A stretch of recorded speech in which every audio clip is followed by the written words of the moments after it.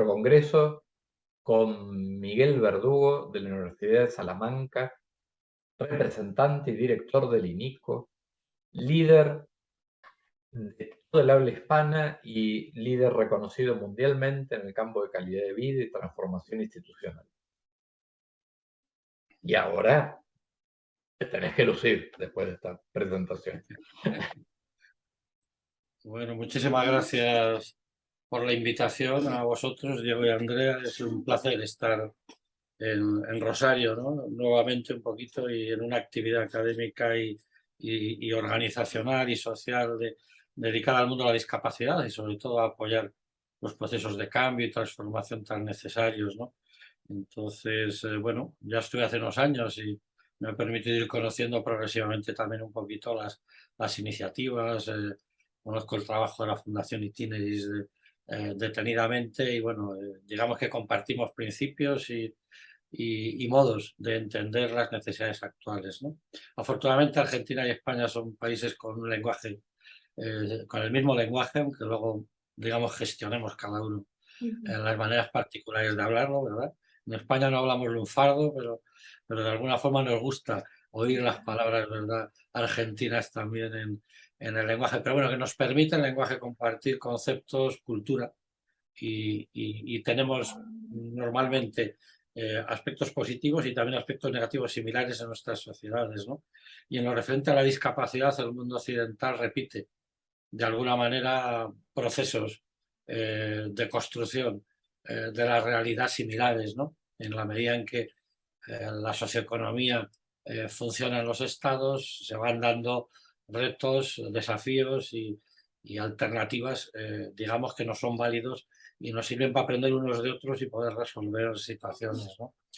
Claro, cuando hablamos de discapacidad en los últimos años, yo pues ya por la edad de 45 años he cumplido a final de agosto 45 años de vida profesional, que son demasiados, ¿no? Pero eso te permite tener visiones importantes, ¿no? Importantes me refiero de trayectoria, me quería referir, ¿no? Y si vemos a Maslow, ¿verdad? O algún psicólogo reconocido, él hablaba siempre de la importancia de la visión desde la montaña, ¿no? Él venía a decir que a veces los cambios hay que verlos subido a una montaña y ver cómo lentamente o cómo evolucionan en un río un grupo de personas que van en una barca, ¿no? Y que cuando van dentro de la barca ven todas las dificultades del recorrido, el río, el vas contracorriente a veces, ¿no? Todo el esfuerzo, te da impresión de que no hay ningún avance, ¿no? Y él ponía ese ejemplo cuando hablaba, ya trabajaba hace más de 60 años con temas de discapacidad y lo ponía referido a eso para decir, desde lo alto de una montaña sí que ves que la barca avanza, sí que ves si vas con tranquilidad que los cambios se dirigen en una dirección determinada, ¿no? Cosa que a veces cuando estás en medio de la tarea nos es difícil observar y a veces hay un de desánimo o dificultades, pero bueno, son buenos tiempos.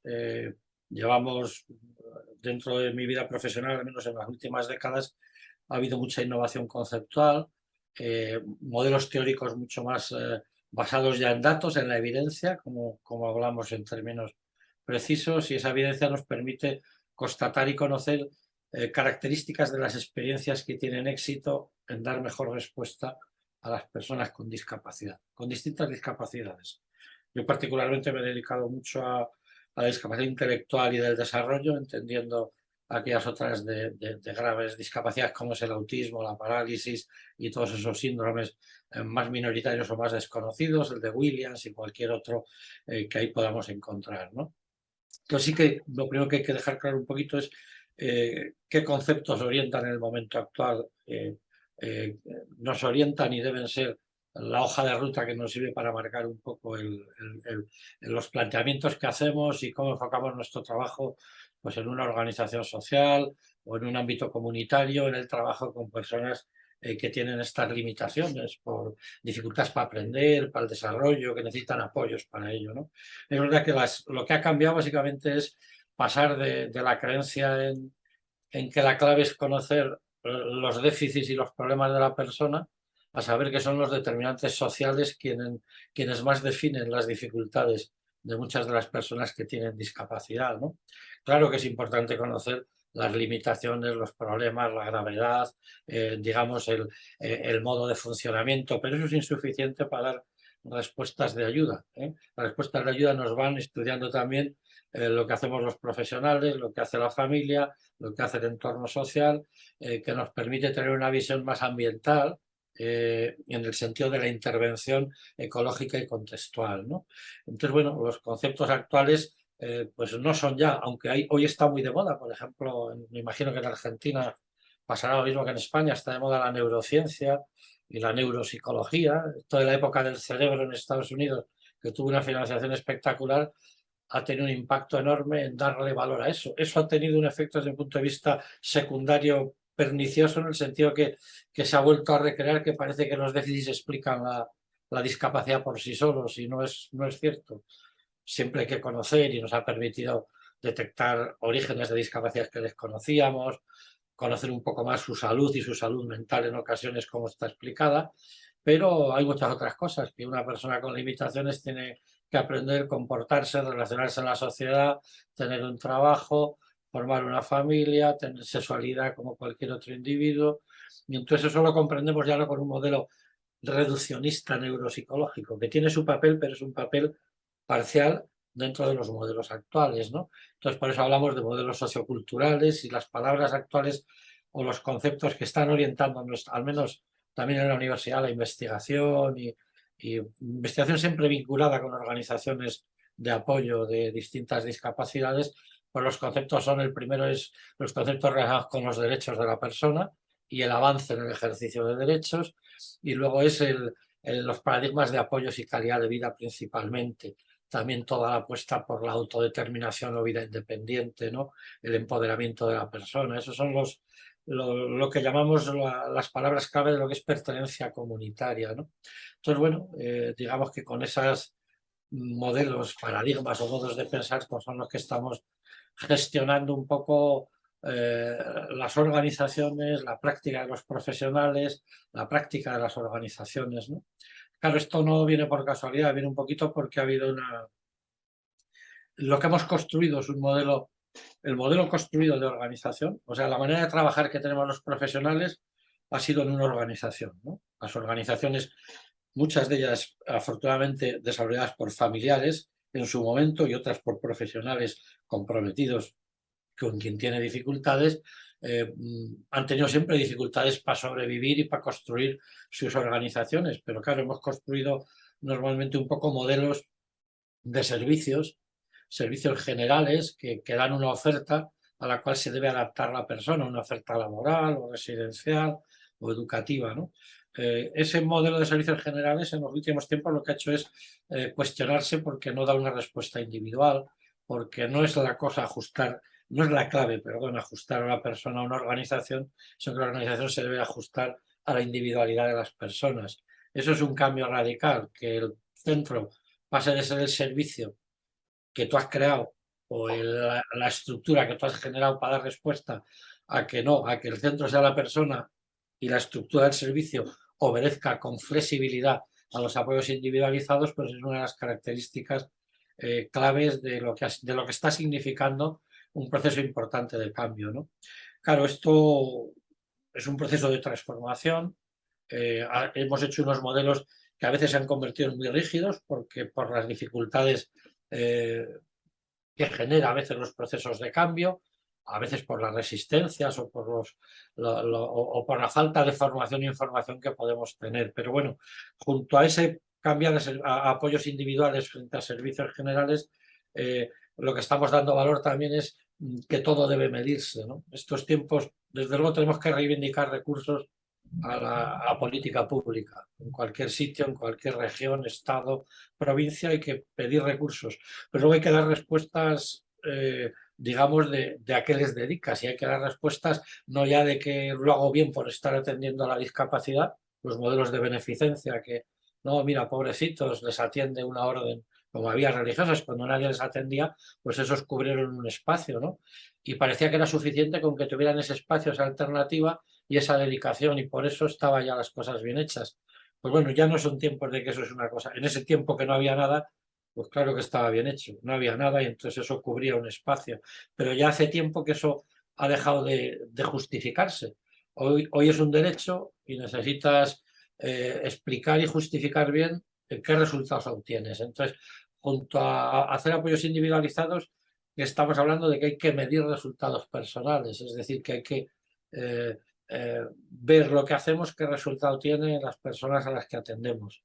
Y por eso trabajamos con el modelo, el enfoque de calidad de vida, que posiblemente muchos conozcan ya, pero que lo que enfatizamos de un modelo de calidad de vida no es solo que tenga unas dimensiones, no solo su multidimensionalidad, que sí, o sea, que decimos, pues, ¿qué es lo primero que te atrae de ese modelo? Pues te atrae que no solo miras el bienestar físico o el rendimiento educativo o la ubicación laboral, sino que dices, oiga, una vida de calidad de cualquiera de nosotros, pues tiene que ver con nuestro trabajo, pero con nuestra familia, con nuestras amistades, con nuestras relaciones interpersonales sociales, con pertenecer a una comunidad y poder atender digamos, o aprovechar las oportunidades de ocio, de cultura y de participación que te dé, ¿no? Eso es lo principal que aporta un modelo de calidad de vida. Primero, una visión global, holística, de cómo enfocar la planificación de lo que tenemos que hacer y la evaluación de cómo la persona está en ese momento funcionando. Y entonces esos son los resultados personales. Lo que esas dimensiones miden cuando trabajas con instrumentos que te aportan indicadores clave que te permiten programar un trabajo individualizado, digamos, y luego puedes utilizar los datos, desde luego, para conocer a cada persona y planificar las ayudas, pero también puedes trabajar por grupos, porque trabajamos en organizaciones y trabajamos con servicios, con unidades que tienen varias personas, y entonces tenemos que trabajar a veces de manera que nuestro trabajo rinda para varias personas a la vez, ¿no? Entonces, bueno, cuando aplicas, por ejemplo, herramientas o instrumentos para valorar la calidad de vida, indicadores de ese bienestar en lo interpersonal, en lo emocional, en la salud, en lo material, lo que haces es obtener información que no solo te permite concluir sobre la persona, sino que te permite ver datos del grupo con el que trabajas para tomar decisiones a veces curriculares o de actividades del servicio o de la organización que te permiten hacer cambios y transformación, porque detectas pues áreas que están poco trabajadas. Tradicionalmente en España, que hemos visto, o en otros países que lo hemos aplicado, pues hay muchas de las áreas de lo que es un modelo de calidad de vida se ven siempre deficitarias, todo lo que tiene que ver con autodeterminación, es decir, con elegir y decidir, son áreas que por las características de nuestra población, por ejemplo, han sido muy postergadas, porque no les enseñamos a tomar decisiones, no les enseñamos a elegir desde pequeños, a ponerles retos pequeñitos, pero progresivamente de mayor nivel sobre la vida diaria y luego ya sobre el medio y largo plazo, ¿no? Quiere decir que les hemos generado pasividad muchas veces. Pasividad porque por buena voluntad las familias, pues no es la primera la que te dice, no, no, mi hijo tiene todo resuelto, no quiero que tenga un trabajo porque tengo recursos. Y mire usted, pues le está negando derechos, a su hijo le está negando relaciones interpersonales, autoestima, le está negando independencia personal. Quiero decir que no porque tenga recursos es bueno que no tenga una actividad y una personalidad, digamos, desarrollada en el medio natural. Entonces, la autodeterminación tiene que ver con elegir y decidir, tiene que ver con una área de calidad de vida, por ejemplo, muy relevante, ¿no? Y eso, bueno, hay que trabajarlo desde la escuela, en primaria o secundaria, hasta la vida adulta, ¿no? Sabes, Miguel, que en nuestro recorrido midiendo calidad de vida acá en Argentina, el área que podríamos apostar que siempre da más bajita es relaciones sociales y con la comunidad.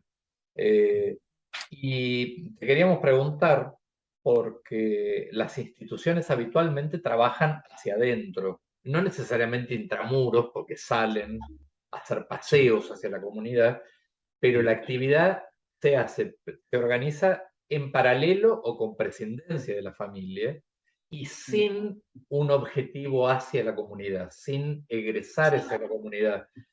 ¿Podrías hablarnos algo de esto? Porque la nueva concepción de discapacidad sí, entiende que la discapacidad no radica en el déficit individual, sino en la interrelación con el contexto.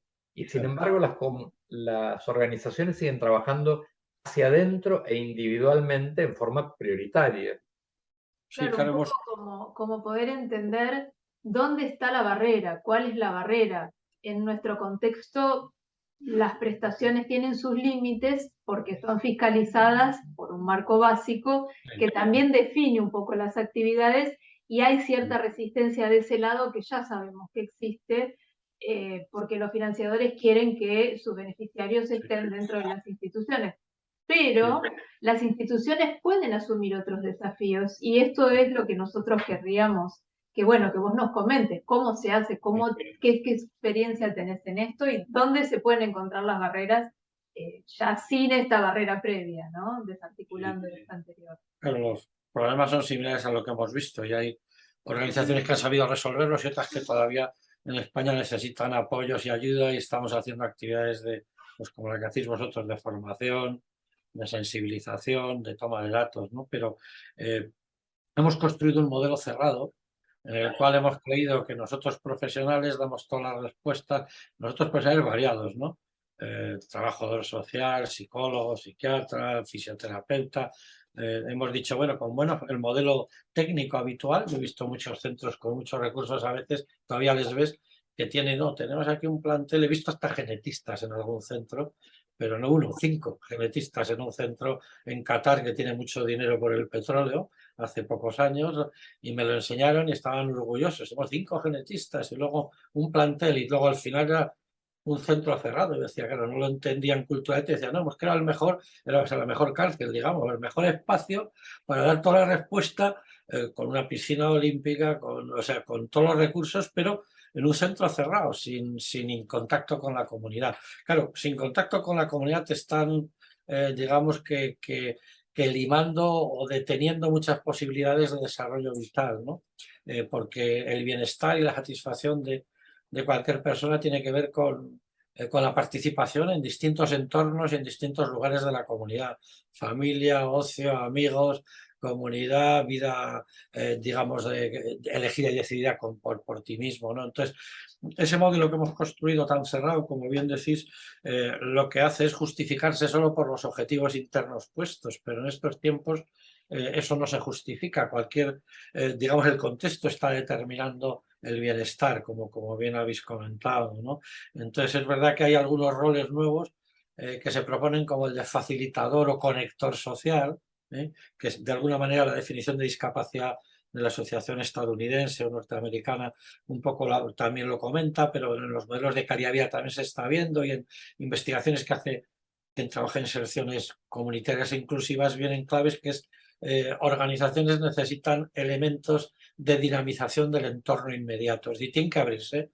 Hoy no se justifica una organización solo por los objetivos que cumple hacia adentro, porque es como un bienestar muy limitado, porque es objetivos de aprendizaje, de relaciones un poco cerradas, viciadas a veces, ¿no? En cuanto a la limitación que tiene, ¿no? Entonces hay que abrirlo al exterior, hay que conectarlo con la sociedad inmediata, con cualquier ámbito, que va desde las asociaciones culturales, de voluntariado, la parroquia y cualquier ámbito que mueva a la gente en un entorno próximo.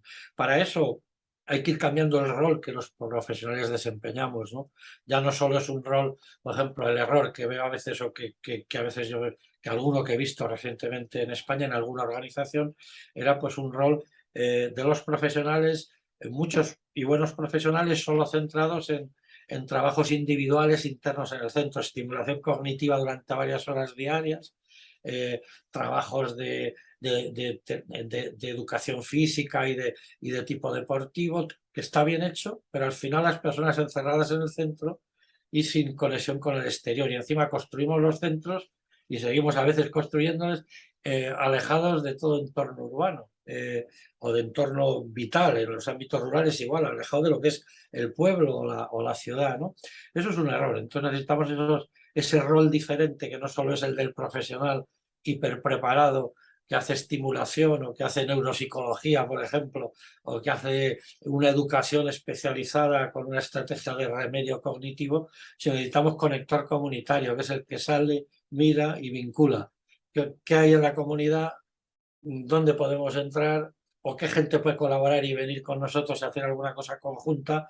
O sea, esas son maneras que se están haciendo ahora justo para abrir un poco el escenario. Es decir, que algún miembro profesional genere un nuevo rol o a veces contrates, como hacen algunas organizaciones, nuevas figuras. Pero claro, siempre esas figuras deben ser, y ahí hay que tener cuidado para no cometer errores, muy coordinadas con el propio equipo de trabajo habitual, ¿no? Quiere decir que tiene que hacerse una planificación de hacia dónde se va y por qué se va, y luego hay una persona que tiene que ser experta un poco en penetrar socialmente en los entornos, figuras clave, es lo que es trabajar el contexto, ¿no? Para eso los análisis de contexto, que lo dice también la definición de discapacidad, pues hablan, es una técnica concreta que ha mostrado su éxito.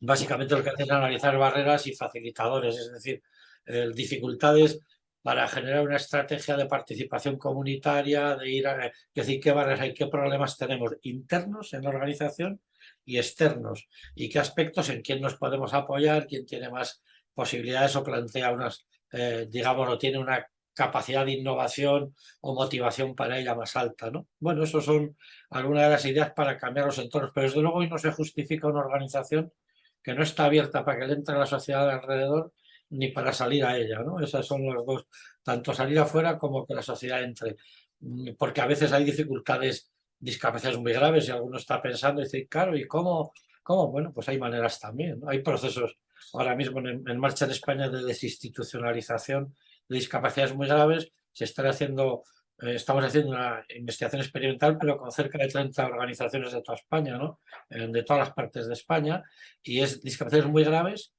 pasando de una residencia a pisos en la comunidad. Todo elegido, la persona decide, estamos estudiando cómo cambian los comportamientos, los resultados en calidad de vida, en el funcionamiento, qué necesidades de formación tienen los profesionales, pues todo eso requiere planificarse, lógicamente, ¿no? Entonces, bueno, lo mejor de este momento es que los nuevos conceptos y enfoques nos permiten hacer planteamientos mucho más positivos sobre el futuro de las personas con discapacidad. Lo que pasa es que es verdad que luego son procesos a veces más lentos de lo que quisiéramos, porque hay que hacerles con inteligencia. Es decir, nadie está pidiendo cambios radicales porque esos se te vuelven al poco tiempo, pero sí que son cambios continuos, progresivos y con intensidad. Y en la medida en que vas apostando, vas haciendo, abriendo tu organización a nuevos enfoques, con un enfoque de derechos, con un planteamiento de empoderamiento de la persona, con una visión de vida independiente y autonomía. Ahora mismo en España hay un programa del Ministerio de Asuntos Sociales potentísimo, de mucho dinero, de muchos recursos, en el cual se está apostando por la vida independiente y autonomía y por la desinstitucionalización, con esas palabras que no es otra cosa que seguir lo que Naciones Unidas, las cosas que compartimos, pues Itineris y el INICO y mucha otra gente, ¿no? Lo que es cierto es que eso a veces cuesta y hay organizaciones que les cuesta más que otras, ¿no? En España pues hay algunas que están muy fuertes y avanzadas y otras con incertidumbre y otras con temor, ¿eh? Hay de todo, ¿verdad? Pero bueno, esos procesos son inexorables, es la rueda de la historia, eso va hacia la inclusión y la inclusión es eso, la inclusión es pertenencia comunitaria, es participación social, es mayor elección y decisión, siempre la persona por sí misma y eligiendo lo que ella quiere y tú aportando, facilitando esos procesos y ayudando a que haya pues mayor vinculación, mayor participación familiar, etcétera. Eso es un poquito alguna de las características de los procesos ahora mismo de transformación en España. Es un buen momento, pero hay esas situaciones, ya os digo, al trabajar con cerca de 30 organizaciones, tenemos 4 personas que están yendo a tomar datos, entrevistan a las personas, a los familiares, a los profesionales, a los gerentes de organizaciones, le sacamos muchos datos y vemos las dificultades que hay a veces, ¿no? En algunos casos, y hay dificultades como antes habíamos comentado en la política pública, a veces porque la política pública financia un puesto en un sitio y de ahí no te salgas, financia y dice, no, no, yo es que estoy pagándole porque tenga tal puesto en tal organización, en tal sitio, y cuando te va a ver la inspección se queja si no está la persona y dice, no, no, es que, mire, llegan aquí y enseguida van a trabajar en los jardines os digo un ejemplo concreto, en una ciudad en Manresa, en la zona de Cataluña. Me acuerdo que era cuando estuve con muy buenos trabajadores, pero no, estamos teniendo estos problemas porque, claro, vienen a vernos y según llegan al centro, que está en un sitio un poco alejado, agarran furgonetas y se les llevan fuera, y van a trabajar en los jardines, a hacer actividades de vinculación de otro tipo social. Entonces a la administración le puede costar entender que eso es un trabajo necesario, que eso es lo que soy educar y lo que soy ayudar y apoyar a las personas con limitaciones, a sean parte de la vida cotidiana, que tengan autoestima porque tienen una responsabilidad laboral o social, para que estén fuera de lo que es un centro en el cual están haciendo actividades repetitivas a veces con un objetivo poco claro o solo con un objetivo de beneficio económico que no les llega además a ellos en su mayor parte, ¿no? Entonces, bueno, ese tipo de situaciones, claro, hay que entender todo que hay un enfoque de sistemas, ¿no? Que tiene que ir alineado. Lo que hacemos los profesionales, lo que hacen las organizaciones y lo que hace la política pública, las administraciones. Y eso, pues, ahora mismo en eso que estamos haciendo en España con Plena Inclusión España, que es aunque nuestra la investigación y toda la evaluación está con el Ministerio también de Asuntos Sociales de España, digamos que esa iniciativa es la que nos está permitiendo un poquito ver esas situaciones variadas y las dificultades que se pueden observar en distintos momentos, ¿no? Bueno, digamos que eso es un ejemplo un poquito ahora de algunas de las cosas que se realizan, pero hay organizaciones que ya llevaban tiempo previo y habíamos trabajado con ellos ya hace 4 años en una llamada de atención a las discapacidades más graves, porque son las que más nos han costado, es más costoso de tiempo, más costoso económico, más difícil planificar, hemos tenido menos preparación para entender cómo hacerlo, ¿no? Por eso hace años un poco estamos enfatizando dedicarnos un poco a tratar de ayudar ahí también a los cambios, ¿no? Bueno, no sé. Miguel, ¿y qué es lo que hace que una institución clásica, dinosauresca me sale, de repente cambie?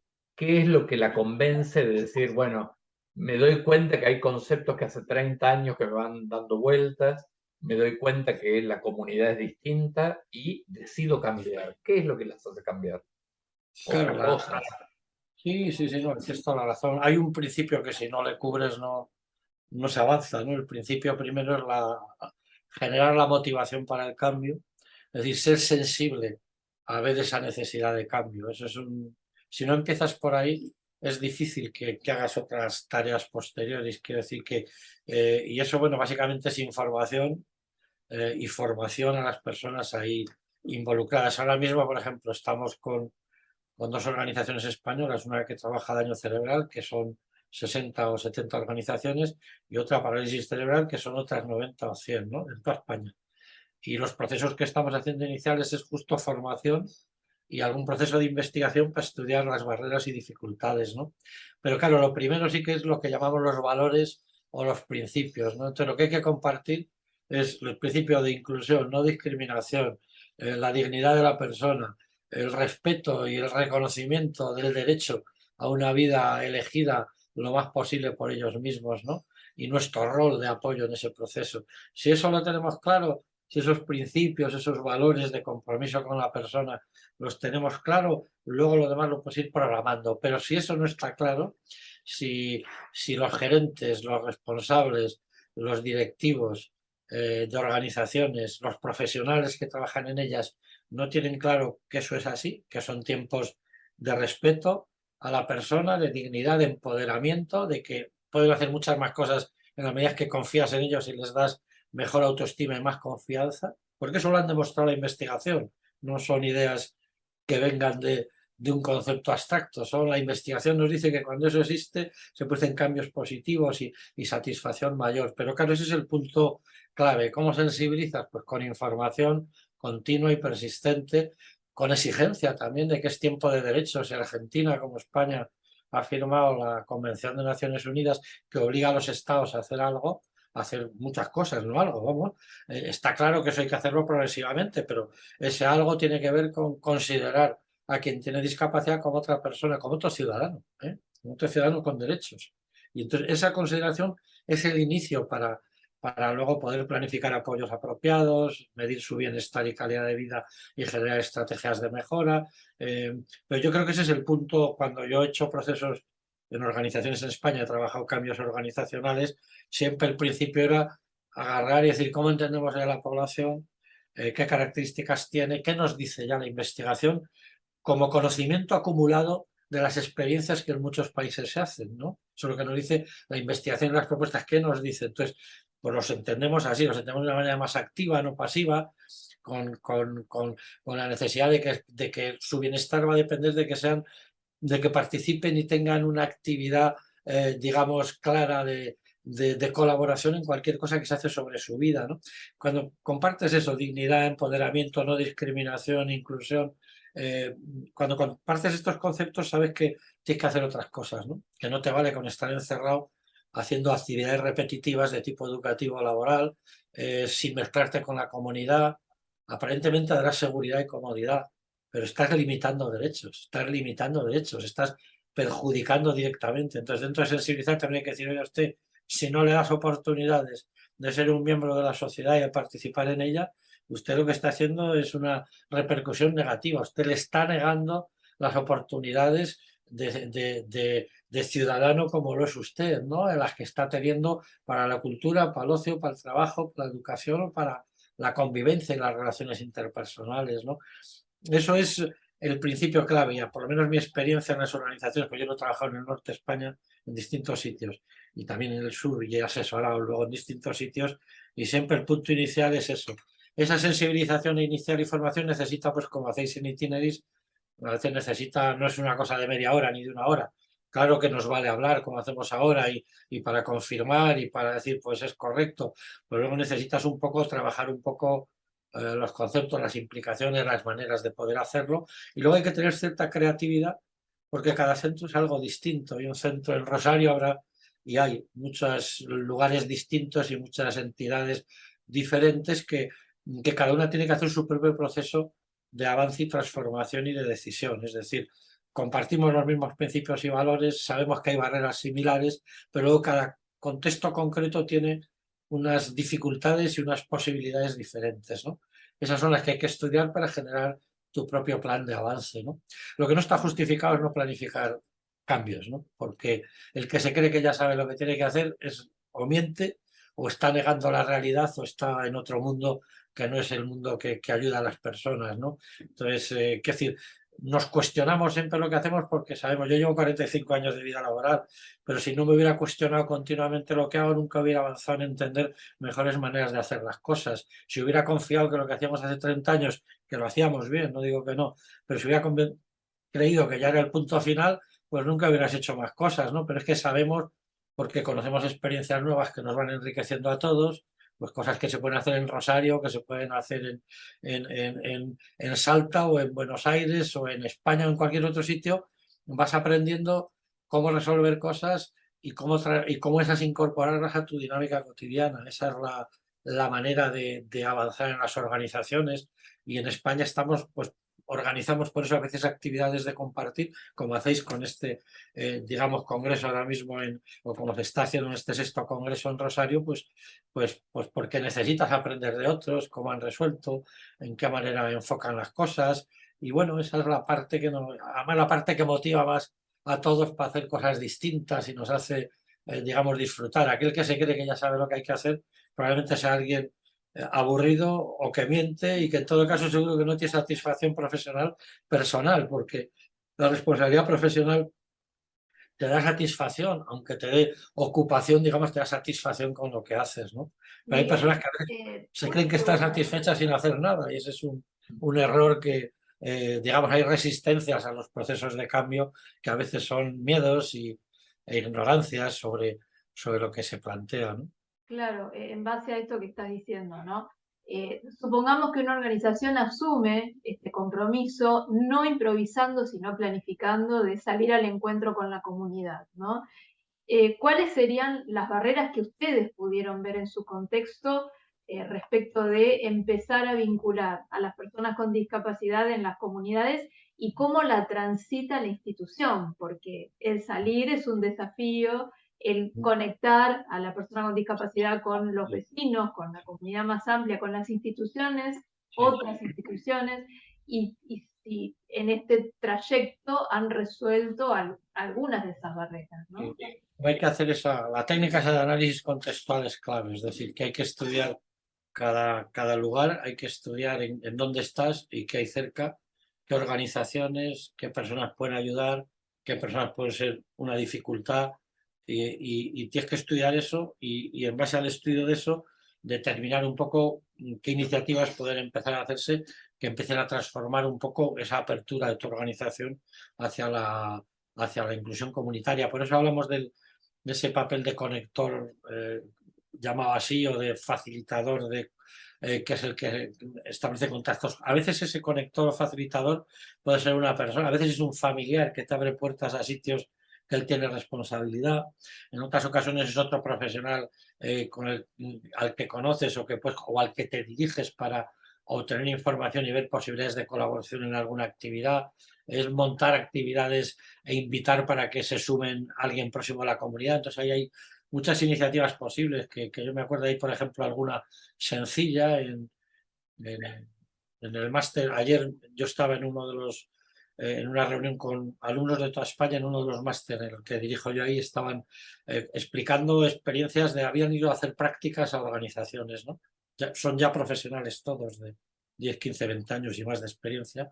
Y uno comentaba una que era muy sencilla, por ejemplo, y habían hecho una que llamaban Lectufres o algo así, que era en verano habían montado, la manera de salir a la comunidad fue que el centro montó una biblioteca pequeña, que fue negociar con el ayuntamiento un espacio que no se ocupaba, un kiosco, para montar una biblioteca con libros de lectura fácil y libros también de otro tipo que los donaban organizaciones también de la zona, y para montarlo como un punto de referencia, ¿no?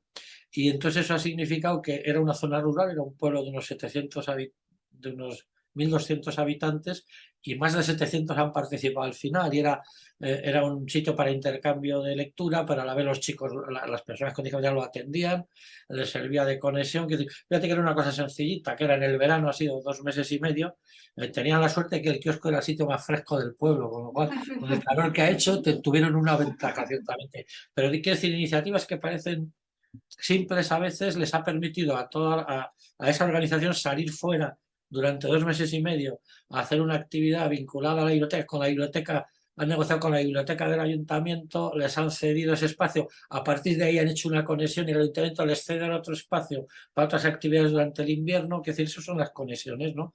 Los ámbitos de la comunidad, pues el gobierno local o las organizaciones culturales.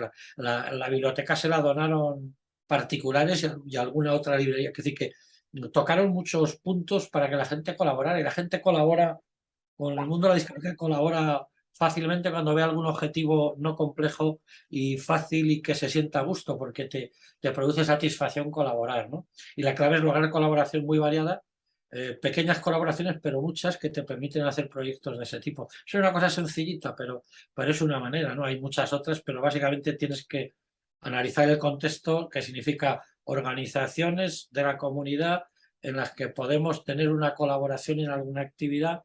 Entonces, ir a ver a figuras relevantes que puedan dar claves de qué podemos hacer, organizar cosas conjuntas, que te permita asumir responsabilidades a tu población en entornos externos, les va acercando al mundo laboral, por ejemplo, en algunos casos, ¿no?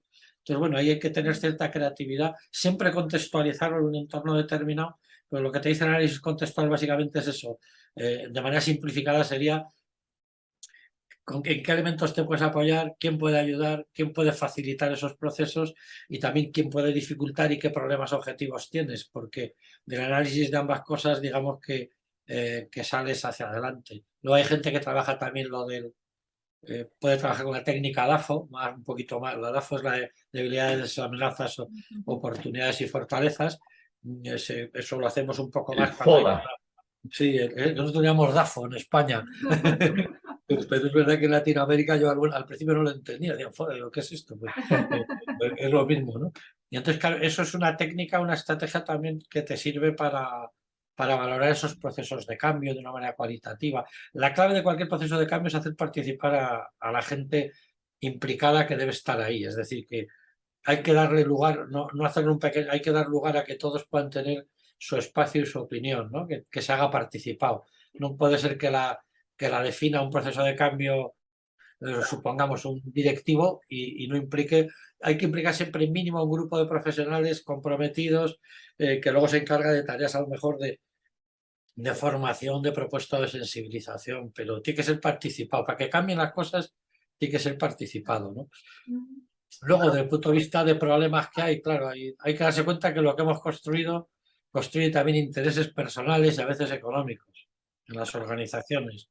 Entonces, a veces lo que hay detrás de las resistencias pueden ser intereses de comodidad personal o de intereses económicos inclusive que ven, si hay cambios, ven peligro, a veces peligros inciertos o no ciertos, pero que generan temor. Por eso hay que aclarar siempre muy bien las cosas y cómo se sitúa el futuro, si eso va cambiando.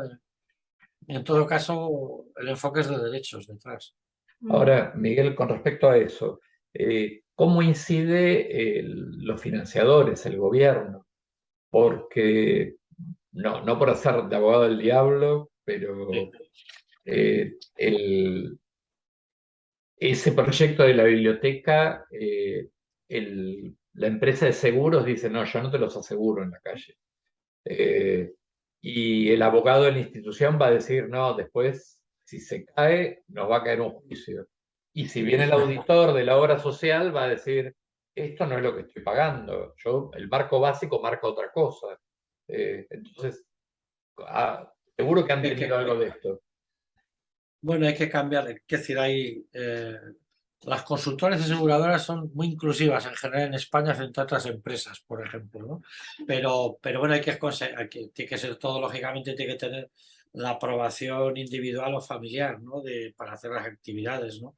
Quiero decir, por cubrir cualquier aspecto de ese tipo, pero los problemas se pueden encontrar más a veces en los financiadores, en que son muy rígidos en creerse que lo que te financian es un puesto en un lugar cerrado y que de ahí no salen. Eso sí que hay que pelearlo y hay que pelearlo mucho, pero es que hay que cambiar los marcos de regulación de qué es importante, ¿no? Y entonces, claro, hay que sensibilizar también o informar adecuadamente a los financiadores de qué es lo que están financiando. Están financiando la vida y el funcionamiento y el bienestar y calidad de vida de la persona.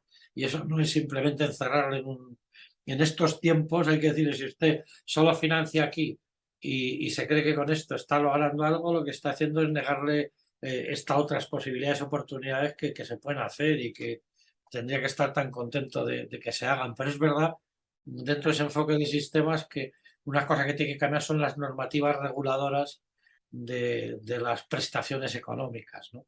Eso es clave, porque dentro de ese enfoque de sistemas a veces eso es lo que falla y eso sí que se han encontrado dificultades, pero en general hoy en día hay muchas organizaciones trabajando y ves organizaciones que tienen bares y restaurantes y ahí están trabajando en el que decir que bueno, que sí que te lo cubren los seguros. Otra cosa es cuando están pagando solo una residencia o un puesto ahí les cuesta cambiar al administrativo típico, solo hay mira cuántos metros cuadrados, qué titulación tiene la gente, qué espacios hay y no se preocupa de si hay calidad, si hay atención, si hay resultados. Entonces, claro, eso sí hay que decir, mire usted, estamos trabajando y mostrando resultados y se obtienen mejores resultados y más amplios con este otro sistema, pero efectivamente en esta desinstitucionalización de las 30 organizaciones en España, hay algunas que están paradas provisionalmente o más lentas por estos problemas, ¿no? Porque como tenemos 17 comunidades autónomas en España, que es como 17 regulaciones a veces distintas, hay algunas que hay pelea y hay de esas 30 organizaciones hay 6 o 7 ahora mismo. Estamos en ese proceso de que resuelvan estos aspectos que preguntas justamente, ¿no? Eso hay que abordarlo y hay que abordarlo directamente para que lo entiendan, porque a veces el último que le cuesta entender las necesidades de cambio es al administrador o al política pública, porque cambian o porque tienen un concepto rígido los administradores a veces de lo que es su función. Es decir, esto no es comprar mesas y justificar por qué esta mesa es mejor que esta otra, sino que estás pagando por atender y por generar bienestar, ¿no?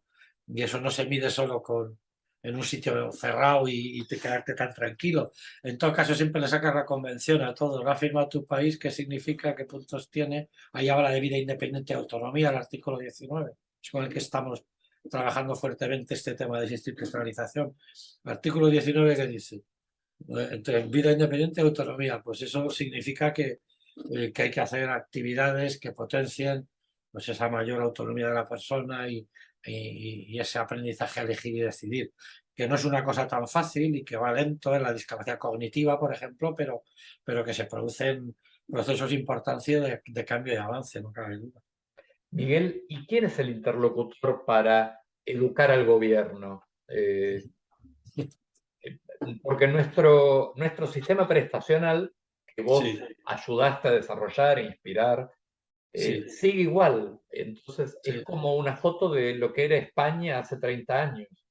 Y por lo El que vos problema es contás, han cambiado. claro, el problema es que la política pública cambia en cada pocos años. A veces sin cambiar el mismo partido te cambian los administradores, ¿no? Y tienes que volver a sensibilizar e informar. Por eso desde hace 45 años eso sigue siendo la misma historia. Tienes que estar constantemente, las organizaciones, sobre todo representativas de discapacidad, son las que tienen un papel de mayor interlocución. Nosotros, profesionales, investigadores, gente implicada y comprometida, como sois Itineris o como hacemos el INICO, no eres el principal para convencerles, lo es la organización que representa voto, que eso es a lo que el político siempre hace caso. Entonces, lo que hay que hacer es activar su papel de defensa de los modos de entender hoy las financiaciones, ¿no? Eso es algo que desde el mesosistema, desde la organización profesional, es la que tiene que a la política pública pedirle otras cosas, porque el problema que hay es que cambian cada poco y algunos aterrizan como paracaidistas en el tema de la discapacidad, ¿no? Que sí que no saben dónde está, entonces se les ocurre, y lo he visto en Argentina, en México, en España, se les ocurre que lo mejor es la hipoterapia de repente, ¿no? Que no digo que sea mala, pero y se pueden dedicar recursos al tema de la hipoterapia. Eso es carísimo, que lo pague el que quiera y pueda, pero eso no te significa, no son apoyos individuales personales que son los que cambian la vida de la persona. Entonces, a veces caen como paracaidistas y entonces las modas, las magias o las ideas mágicas en el sentido que se creen que son las que resuelven son los que les llama la atención. Entonces sí que hay que educarles pues en los principios de la Convención y en los valores de no discriminación, de inclusión, de pertenencia comunitaria, de bienestar y calidad de vida, de estrategias de apoyos y PCP. Bueno, eso es una tarea continua, ¿no?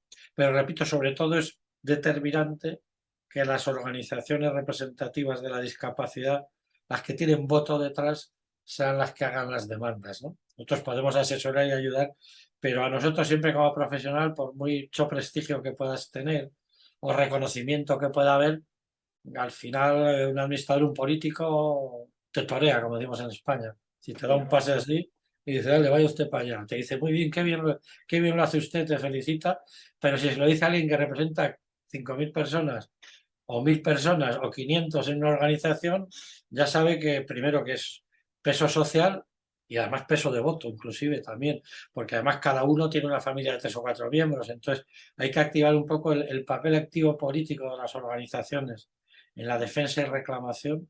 Eso es algo importante en Latinoamérica y ahí sí que hay todavía mucha distancia con España. Aquí está muy fortalecida la representación política de las organizaciones de discapacidad, que es la que demanda y se identifica con avances y va ahora mismo apoyando procesos inclusivos, afortunadamente, ¿no?